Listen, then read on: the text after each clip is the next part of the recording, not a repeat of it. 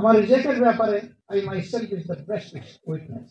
আমার সামনে আমার তরুণ জীবনে অনেক হাতছানি এসেছে, আমি ওদিকে ফিরে তাকাই, কিন্তু আমি চাইনি এমন জিনিস আমার কাছে এসে গেছে সব। এ থেকে আমার নিজের আস্থা নিজের উপর এতটুকু হয়েছে যে আমি চাই অথবা না চাই, আমার ক্রিয়েটর যদি চান তাহলে যা আমার জন্য অ্যালট করবেন সবটাই আমার ভাগে আসবে। এটা ভালো হইতে পারে, খারাপ হইতে পারে। ভালো কর্মের ভালো ফল হবে, খারাপ কর্মের খারাপ ফল হবে। সুতরাং আমরা যখন বারবার জেলে যাই, এটা বড় সৌভাগ্য। আমাকে অনেকে জিজ্ঞেস করে আপনি কি চিকিৎসা কাজ করতে পারেন? আমি পারি, জেলে গেলে পারি, বাইরে থাকলে পারি না, এই সময় পাই না, আর আমার প্রয়োজনও হয় না, কারণ আমার থেকে আরো অনেক স্কিল পাঁচজনকে সমাজে রয়ে গেছেন সার্ভিস দেওয়ার জন্য। কিন্তু জেলে গেলে সেই আমার মানের লোক নাই সেখানে। মানুষের যে কি পরিমাণ ভোগান্তি হয়, যারা জেল এক্সপিরিয়েন্স করেছেন তারা এটা বলছে। আমি জেলকে আমার জন্য অনেক ব্যাপারে অপরচুনিটি হিসাবে নিয়ে, শাস্তি হিসাবে নিলে শুধুই কষ্ট পাবো, দরকার নাই।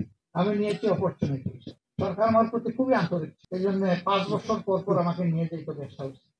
আবার নিলে বলতো যে বহুদিন পরে আপনার আতিথেয়তা আমরা ব্যবস্থা করেছি, তাড়াতাড়ি আপনাকে আমরা ছাড়বো না, থাকেন আমাদের সাথে থাকেন। আমি সেইভাবেই এনজয় করেছি, আলহামদুলিল্লাহ। আমার কষ্ট লেগেছে, ওই জায়গাটায় বহু মানুষের সাথে আমার সাক্ষাৎ হয়েছে। একবার 82 বছরের একজনকে ওয়েবার দিয়ে তাকে মুক্ত করে দেওয়া হলো।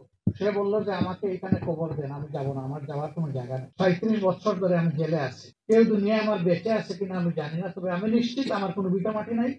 কারণ প্রথম দিকে আমার মামলার তদবির করতে গিয়ে, কার্যক্রম চালাতে গিয়ে আমার ভিটা মাটি সহ সবকিছু বিক্রি করে দেওয়া হয়। জেল অথরিটি বলতেছে আপনাকে তো আর 1 ঘন্টাও রাখতে পারবো না। তো আমি যাবো না, আপনারা রাখেন না রাখেন, আমি থাকবো এখানে। চিৎকার করে কাঁদতে শুরু করলো।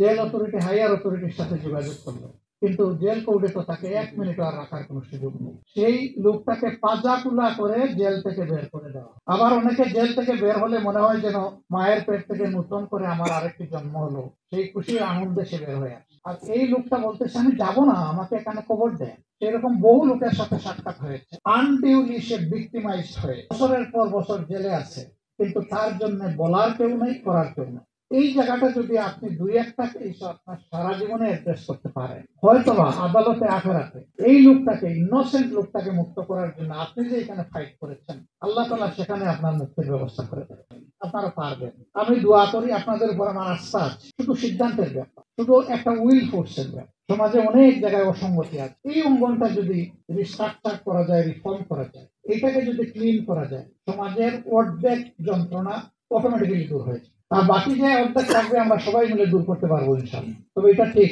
ব্রেইনে পানি দিয়ে 14 বার হাত পা ধুইলেও একবারের ওজুর সমান হবে না। পানিটা অবশ্যই পবিত্র হতে হবে। এই জন্য সঠিক রাস্তায় হাঁটতে হবে। সঠিক রাস্তায় হাঁটলেই সমাজের মুক্তি আসবে, বেঠিক রাস্তায় হাঁটলে কখনো আসবে না। আমি হজ করতে যাবো, মস্কোর প্লেনে উঠলে তো আমার মক্কা যাওয়া হবে না, আমাকে জেদ্দা অথবা মদিনার প্লেনে উঠতে হবে, হজে যেতে হবে। আমরা মনে করি, বিশ্বাস করি, স্রষ্টা তার সকল সৃষ্টির প্রতি সবচেয়ে বেশি ভালোবাসা রাখেন। সেই স্রষ্টার পক্ষ থেকে মানব জাতির জন্য ভালোবাসার উপহার হিসাবে যে বিধান এসেছে তার নাম ইসলাম।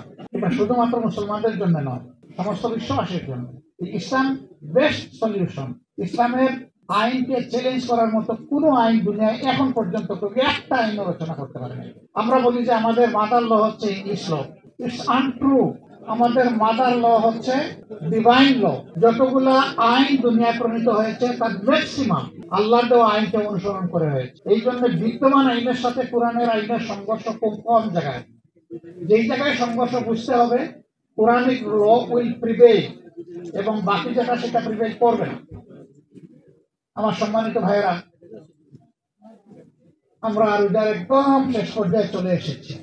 আজকে 9 ইফতার, 6টা 9 মিনিটে ইফতার। ইনশাআল্লাহ আল্লাহ তাআলার দরবারে দোয়া করি, এই ইফতার গ্রহণ করার মধ্য দিয়ে আল্লাহ তাআলা আমাদেরকে গুনাহ থেকে মুক্ত করুন।